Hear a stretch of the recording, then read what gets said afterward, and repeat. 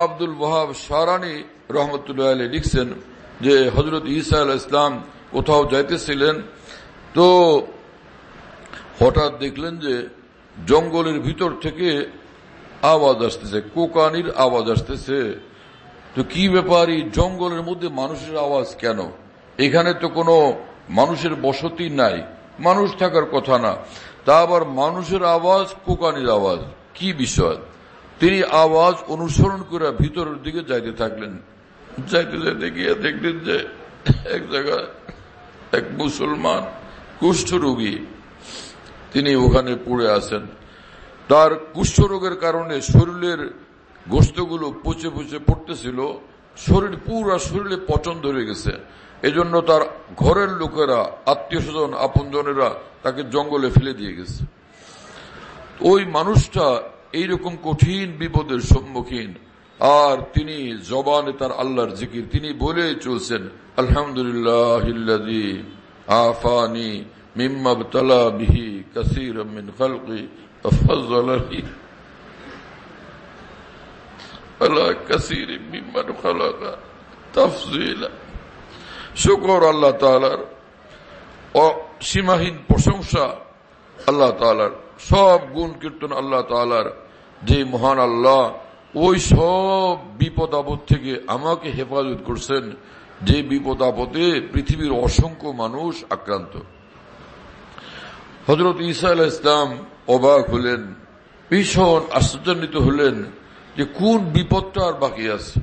এত কঠিন রোগে আক্রান্ত, শরীরের গোশত পচে পচে পড়তেছে, আর ওই পুরা দেহের উপরে অসংখ্য পোকা এই গোশত নেওয়ার জন্য হাঁটতেছে, গোশত নিয়ে নিয়ে দলে দলে চলে যেতেছে গোশত খায়া, এইরকম অবস্থা। আর আপনজনেরা সবাই তাকে জঙ্গলে ফেলে দিয়ে গেছে।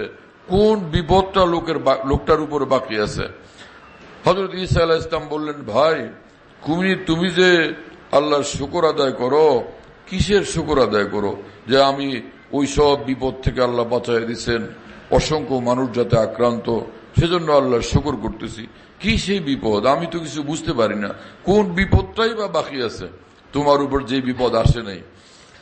ওই লোকটা তখন উত্তর দিল যে সবচেয়ে বড় বিপদ হলো যে আল্লাহকে না চিনা, আল্লাহকে না জানা, আল্লাহকে না মানা।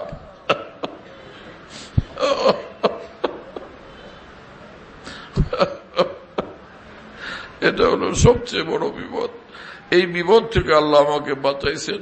আমি আমার আল্লাহকে চিনি, আমি আমার আল্লাহকে জানি, আমার আল্লাহকে আমি ভালোবাসি। এই নেয়ামত আল্লাহ আমাকে দিয়ে দিয়েছেন, এর শুকর কি আমি আদায় করব না?